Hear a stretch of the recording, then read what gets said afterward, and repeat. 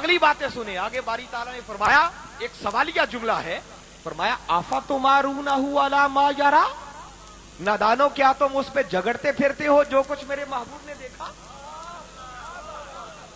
پھر خود جواب دیا.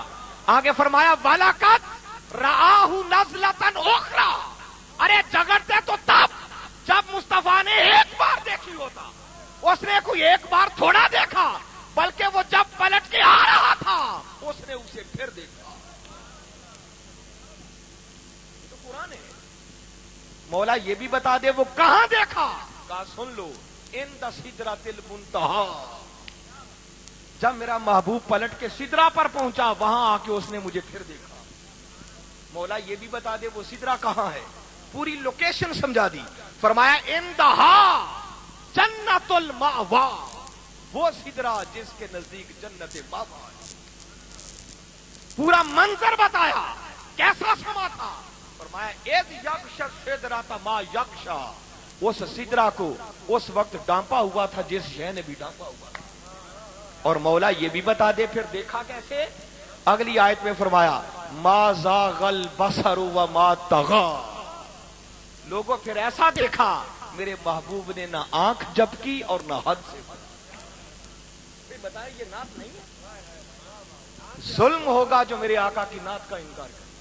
ارے خدا خود مصطفیٰ کی نعتیں پڑھ رہا, تو پہلا ثناء خود خدا ہے. پھر اس کے بعد تاجدار کائنات صلی اللہ علیہ وسلم خود, حضور شیخ الاسلام کی کتاب ہے میلاد النبی کی شرعی حیثیت. 14 صدیوں کے اندر اس سبجیکٹ پر اتنی ضخیم کتاب آج تک نہیں لکھی گئی. میں آپ کو دعوت دے رہا ہوں کبھی اس کتاب کو پڑھیں. آپ کے ذہنوں میں اٹھنے والے ہر سوال کو اس میں ایڈریس کیا گیا ہے, اس کا جواب دیا گیا. میرے اس میں پھر حضور شیخ الاسلام نے ان جملہ صحابہ کرام کی فہرست دی ہے, ان کے کلام نقل کیے ہیں جو خود میرے آقا کی ظاہری حیات مبارکہ کے اندر آقا کی نعت لکھتے بھی تھے اور پڑھ کے سناتے بھی تھے. وہ پوری فہرست آپ کو مل جائے گی.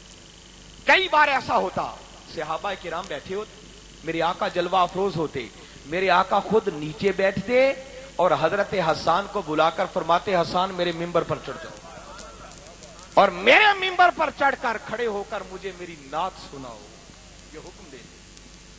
اور جیسے ہی حضرت حسان ممبر پہ چڑھ جاتے میرے آقا اللہ کی بارگاہ میں ہاتھ اٹھا دیتے, دعا کرتے کہ مولا حسان جب تک میری نعت پڑھ رہا ہے تو جبریل کو ان کی پشت پناہی کے لیے ان کے پیچھے کھڑا کر دے.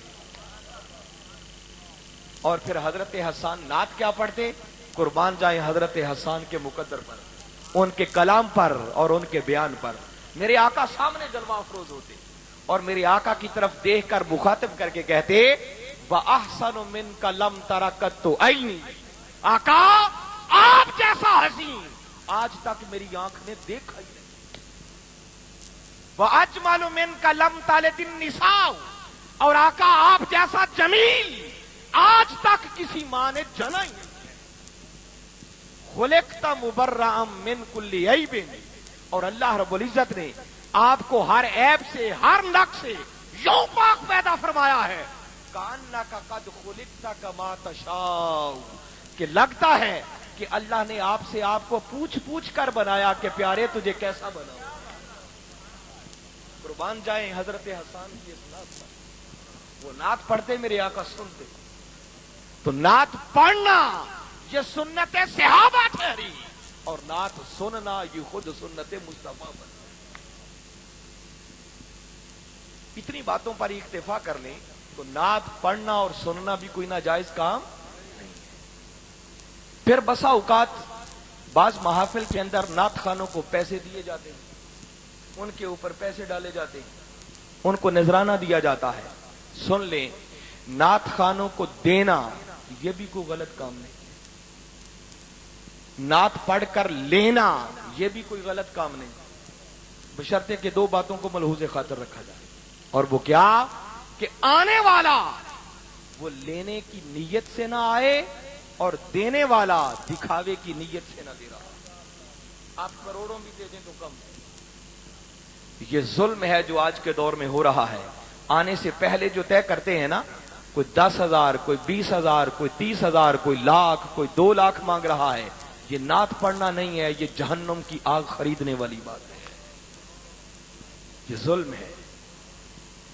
آنے والا محبت سے آقا کی نعت پڑھنے کے لیے آئے اور دینے والا دکھاوے کی نیت سے نہ دے رہا ہو، پھر مجبور ہو کر وجد میں آ کر ذوق میں آ کر پھر مصطفیٰ کے نعت خواں کو دے تو وہ دینا بھی عبادت۔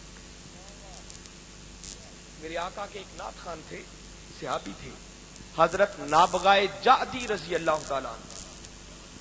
آقا کا نعت یا کلام لکھا اور ان کو شرف ملا کہ آقا کے سامنے انہوں نے اپنی نعت پڑھ کے سنائی۔ میرے آقا سن کے جھومتے رہے، درمیان میں انہوں نے ایک ایسا شعر پڑھا کہ میرے آقا نے وہ شعر سن کر کیا کیا، اپنی کملی مبارک اتاری اور زور سے نابغائے جعدی کی جھولی میں زور سے ان کی طرف دے۔ حضور شیخ الاسلام فرمایا کرتے ہیں کہ دیکھیے، اگر آقا نے اپنی چادر مبارک دینی ہی تھی تو آرام سے بھی دے سکتے تھے، آرام سے نہیں دی، زور سے ان کی جھولی میں دے والے۔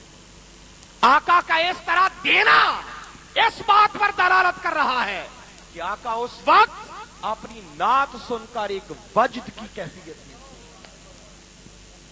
وجد کی کیفیت میں، تو نعت سن کر جھومنا بھی سنت مصطفیٰ ہوئی اور نعت خان کو دینا یہ بھی سنت مصطفیٰ ٹھہری۔ کس نے یہ واقعہ نہیں سنا؟ امام شرف الدین بصیری رحمت اللہ تعالی۔ اور ایک بات آپ کو بتا دوں، یہ جو واقعہ آپ پڑھتے ہیں، سنتے ہیں، بیان کیا جاتا ہے، یہ کوئی سنیوں کی کتابوں میں نہیں لکھا ہوا۔ سنی تو اس کو بیان کرتے ہی ہیں، پڑھتے ہیں، لکھتے ہیں، مگر میں جو آپ کو حوالہ دے رہا ہوں یہ خود مولانا اشرف علی تھانوی نے اپنی کتاب کے اندر نقل کیا۔ امام شرف الدین بصیری رحمت اللہ تعالی علیہ شاعر تھے، ساری زندگی دنیاوی بادشاہوں کے قصیدے لکھتے رہے، فالج ہو گیا، بیمار ہو گئے، چلنے پھرنے کے قابل نہ رہے، لیٹے لیٹے خیال گزرا کیوں نہ اپنے آقا کی نعت لکھوں، شاید میری بخشش کا ذریعہ بن جائے۔ لکھتے لکھتے 150 سے بھی زیادہ 161 اشعار لکھ ڈالے، لکھے، تکیے کے نیچے رکھے، خود سو گئے، خود سوئے مگر قسمت کا ستارہ جاگ اٹھا۔ میرے آقا تشریف لے آئے اور فرمانے لگے، بصیری وہ جو ہماری نعت لکھی ہے ذرا اٹھ کے پڑھ کے تو سنا۔ عرض کرتے ہیں آقا بیمار ہوں، چلنے پھرنے کے قابل نہیں، اٹھنے کی پوزیشن میں نہیں ہوں، کیسے سناؤں؟ میرے آقا فرماتے ہیں، بصیری نعتیں تو ہماری لکھی اور پھر اٹھا نہ جائے؟ بس آقا نے دست مبارک پھیرا، امام بصیری کو شفا یاب کر دی۔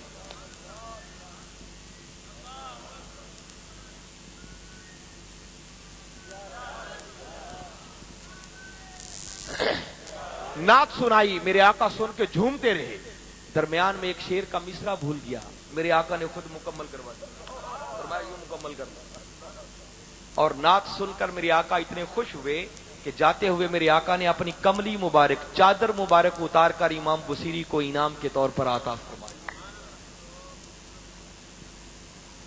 چادر کو چونکہ عربی زبان میں بردہ کہتے ہیں، امام بصیری نے اس نعت کا نام ہی رکھ دیا آقا کی چادر والی نعت، قصیدہ بردہ شریف۔ صبح ہوئی، آنکھیں کھلی، سوچا ہوگا کہیں میں نے خواب تو نہیں دیکھا، مگر جسم پر نگاہ ڈالی تو جسم شفا یاب ہو چکا تھا۔ تکیہ کی طرف نظر ڈالی تو آقا کی عطا کردہ چادر موجود پڑی۔ پھر وہ چادر نسلاً بعد نسل آگے منتقل ہوتی رہی، کوئی بیمار ہوتا اس چادر کو لے کر اپنے جسم سے مس کرتا، اس کی بیماری ختم ہو جاتی۔ یہ نہیں کہ آقا اپنی ظاہری حیات مبارکہ میں نوازتے تھے، آقا آج بھی نعت خوانوں کو نوازتے ہیں، ان کی نوازشوں کا دروازہ آج بھی بند، تو یہ دینا بھی کوئی غلط کام نہ ہوا۔ پھر اس کے بعد کوئی علامہ صاحب آ کے خطاب کرتے، پہلے تو اس بات پہ غور کر لیں کہ کیا خطاب کرنا کوئی ناجائز کام ہے؟ اس کائنات کا سب سے پہلا خطیب بھی خود خدا ہے۔ ویسے تو قرآن میں اللہ رب العزت نے خطاب ہی فرمایا ہے، کہیں مومنوں سے خطاب کیا یا ایھا الذین آمنوا، کہیں کافروں سے خطاب کیا یا ایھا الذین کفروا، کہیں پوری انسانیت سے خطاب کیا یا ایھا الناس۔